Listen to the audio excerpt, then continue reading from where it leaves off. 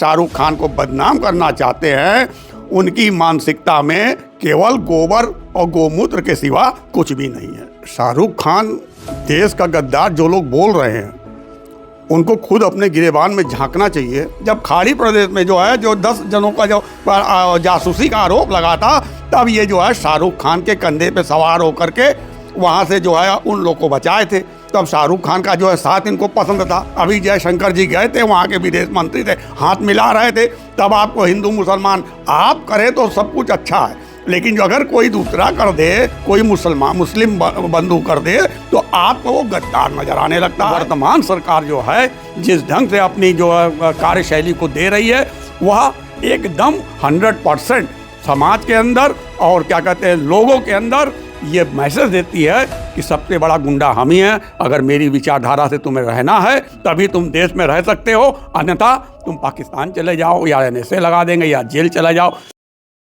साथियों, बहुत बहुत स्वागत है खोज खबरिया में।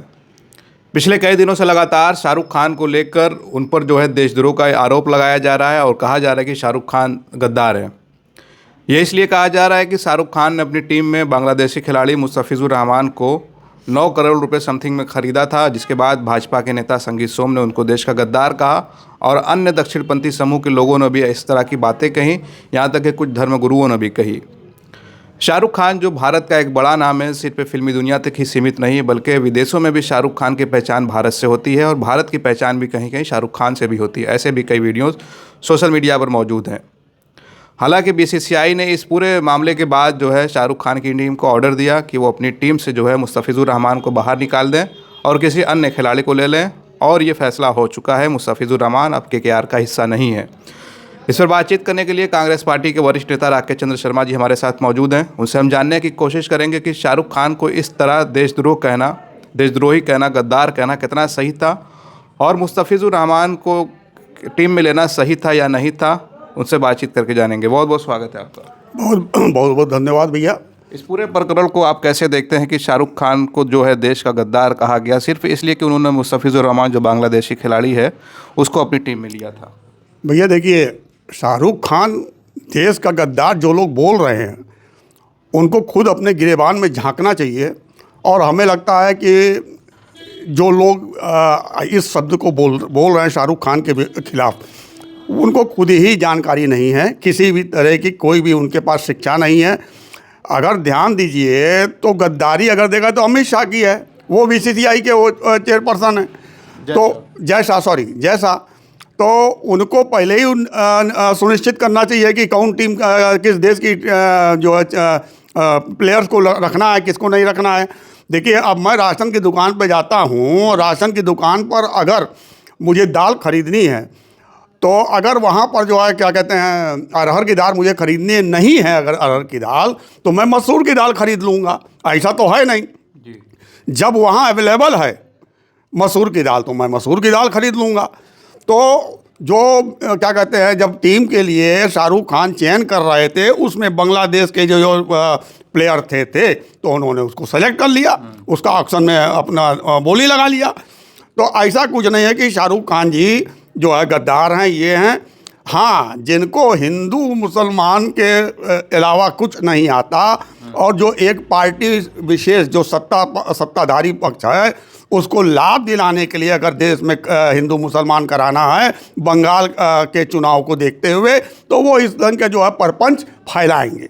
मगर मैं ये बताना चाहूँगा कि जो इनको अगर हिंदू मुसलमान करना है या फलाना करना है, ढिमाका करना है, तो क्यों नहीं जय शाह को ये लोग आरोपित करते हैं। और हमको समझ नहीं आता है कि जब ये एक ही हैं, एक ही कुनबे के लोग हैं, चाहे क्या कहते हैं साधु समाज हो इनके जो विपक्ष में बोल रहा है, या संघी हो या अन्य संगठन हो, हिंदूवादी संगठन, इनको हिंदू का मतलब ही नहीं पता है। जब ज़रूरत होती है इनकी जो सत्ताधारी लोग हैं, जब खाड़ी प्रदेश में जो है जो 10 जनों का जो जासूसी का आरोप लगा था, तब ये जो है शाहरुख खान के कंधे पे सवार होकर के वहाँ से जो है उन लोग को बचाए थे।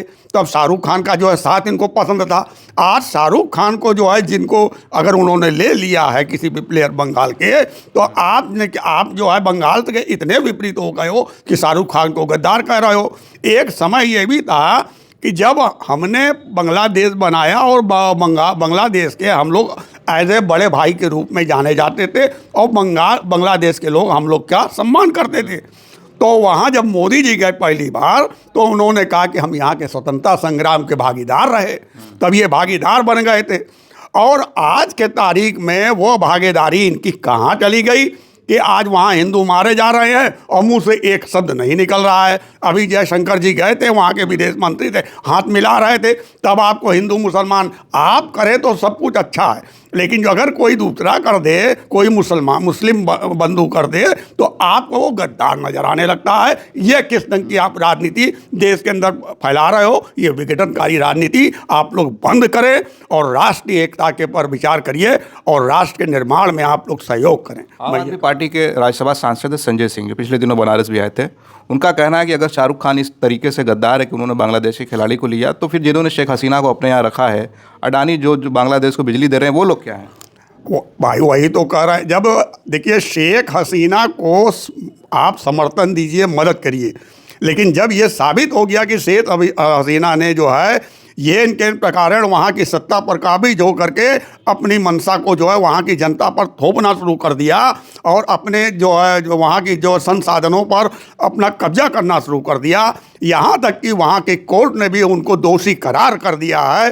तो ऐसी स्थिति में हमारे देश के जो जिम्मेदार प्रधानमंत्री हैं उनकी ये नैतिकता बनती है कि उसको उस देश में वापस सपुर्द कर दें।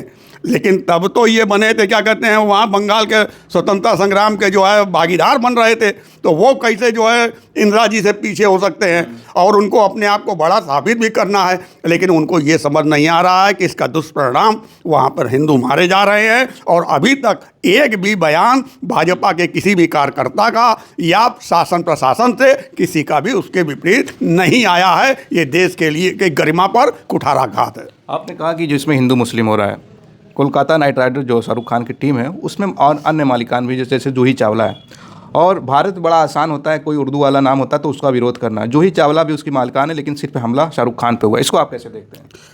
बस हमने कहा ना कि हम करें तो अच्छा है और अगर कोई मुस्लिम नाम का व्यक्ति करे तो बुरा है। 74% भागीदारी जो है जूही चावला जी की है, मगर उनके भी टीम में होंगे। और देखिए, जिसको मान लिए शाहरुख खान ने जो है भारत के भावनाओं का सम्मान करते हुए उसको अपने टीम से हटा भी दिया, तो ऐसा नहीं है कि वो प्लेयर जो है खेलेगा नहीं, वो खेलेगा क्योंकि उसका अनुबंध हो चुका है BCCI से। तो बस वही जो ये प्रचार करना चाहते हैं, शाहरुख खान को बदनाम करना चाहते हैं, उनकी मानसिकता में केवल गोबर और गोमूत्र के सिवा कुछ भी नहीं है। अच्छा, ऐसी भी खबरें हैं कि कुछ ही महीने बाद जो है बांग्लादेश टीम से भारतीय टीम का एक ट्रॉफी होने वाली है। अगर ऐसी स्थिति में इस तरफ तो विरोध हो रहा है, जब पहलगाम हमला हुआ तो उस समय देखा गया था कितना भारत की जनता ने विरोध किया था, पाकिस्तान से मैच ना हो, हालांकि हुआ था, तो अब बांग्लादेश से भी मैच होने वाला है और इधर विरोध भी हो रहा है। अरे भैया, ये 100 जूता खाए, तमाशा घुस के देखा जाए वाली बात है।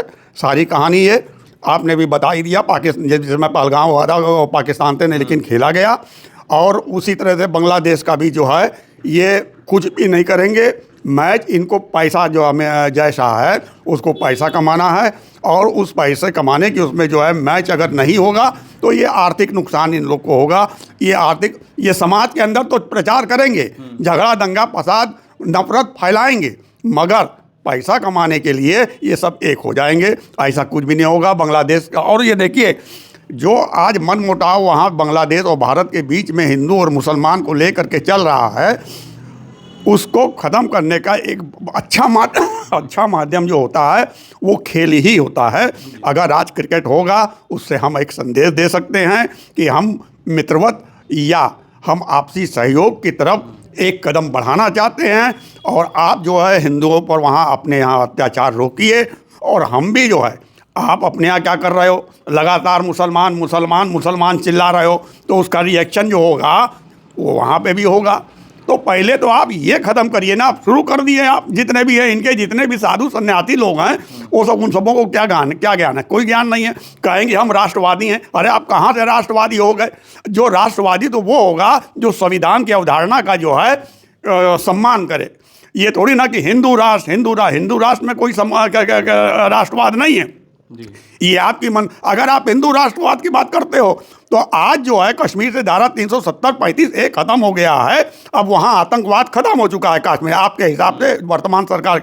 आप जाइए जम्मू कश्मीर से LOC में घुसिए और आप उसको आप कब्जा करके दिखाइए ना, अगर बहुत बड़े, क्योंकि मोहन भागवत जी ने किसी समय में कहा था कि अगर हम, जब तक हमारी भारत की सेना तैयार होगी तब तक हमारी जो सेना है, हमारे जो कार्यकर्ता हैं वो पाकिस्तान जीत के ले आएंगे। तो अब तो बहुत अच्छा मौका है, आप राष्ट्रवाद क्या, हिंदू राष्ट्र की बात करते हो, आप LOC के अंदर घुसो और देश की जनता को हिंदू राष्ट्र का जो गरिमा है आप बताना चाहते हो उसको LOC में सिद्ध करो, तब तो हम जाने कि आप जो है क्या कहते हैं हिंदू राष्ट्र की बात करते हैं और आप राष्ट्रवाद भी वाकई में हिंदू राष्ट्र के हिसाब से आप में है। वरना आप देश के विघटनकारी शक्तियां हो, आप संविधान को मानने वाले नहीं हो, आप देश के अंदर जितने भी जाति और धर्म हैं उनको आपस में लड़ा करके एक बड़े समूह को आप अपने वोट बैंक की राजनीति का परिणाम के रूप में परिलक्षित करते आ रहे हो। एक आखिरी सवाल मैं लूँगा कि शाहरुख खान जिस समाज से आते हैं, हम बात कर रहे हैं कि बांग्लादेश में अल्पसंख्यकों पर हमला हो रहा है,